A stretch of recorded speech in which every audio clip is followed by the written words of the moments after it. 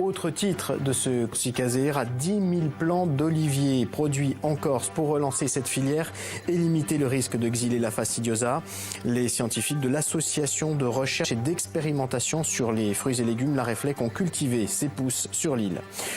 Je vous le disais en titre, les oliviculteurs disposent désormais de plants d'oliviers produits en Corse en quantité suffisante. La Réflec, l'association de recherche et d'expérimentation sur les fruits et légumes, a commencé à distribuer ces jeunes pousses aux producteurs.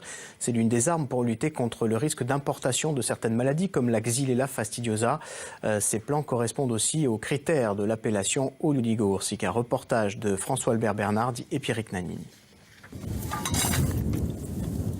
Premier coup de pelle. Dans le verger de Mathieu Cesari à Balegal et dans le Nebbio, où plus de 300 oliviers vont être plantés. Cet oliviculteur va transformer son oliveraie de 12 hectares et atteindre 70% d'oliviers de variété corse d'ici 2025.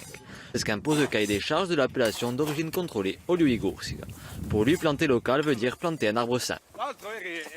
Pour nous, c'était impératif. Aujourd'hui, je vois mal revenir en arrière et continuer à imaginer des importations d'arbres qui viennent d'où on ne sait pas d'où.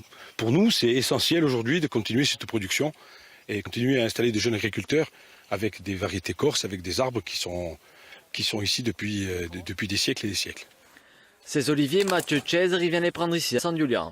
Sous ces serres complètement fermées aux insectes, l'association de recherche et d'expérimentation sur les fruits et légumes vend pour la première fois des plants d'oliviers corse. Cette année, 10 000 pieds de variétés ancestrales, Dierman, Olioanera ou Sabina, vont réinvestir les oliveraies. Mais produire local a un coût.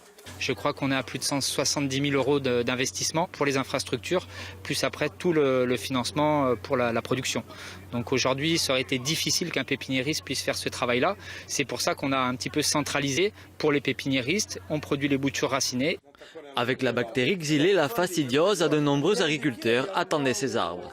Indemnes de la bactérie, 30 à 40 000 plants vont être plantés. Nous avons un marché, même si ce n'est pas aussi grand que ce que l'on peut rencontrer à l'extérieur, mais nous avons quand même une forte demande et cette demande, nous pouvons y satisfaire à partir des productions corses. Et c'est ce que nous avons démontré aujourd'hui avec la filière et que nous avons produit ces oliviers.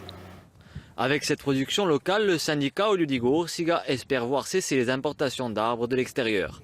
Selon eux, en septembre, plus de 465 oliviers seraient entrés dans l'île par dérogation de la préfecture.